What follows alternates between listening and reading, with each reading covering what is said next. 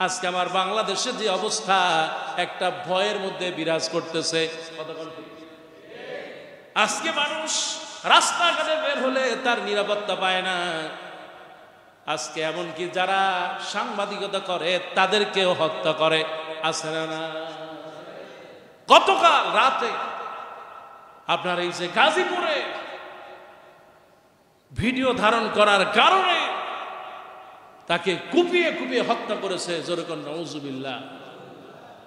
আমি তো মনে করি এর চেয়ে জাহালাত আর কিছু হতে পারে।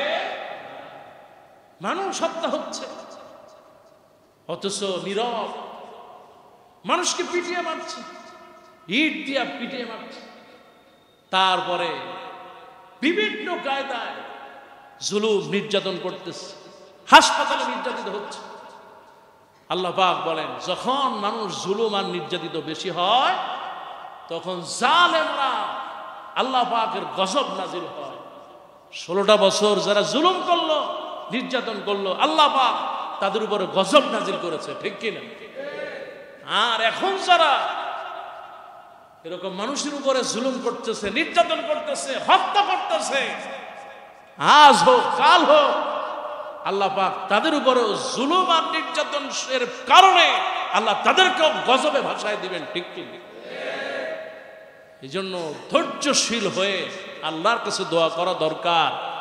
আল্লাহ এদের থেকে আমাদেরকে তুমি হেফাজত করো বলে আমিন।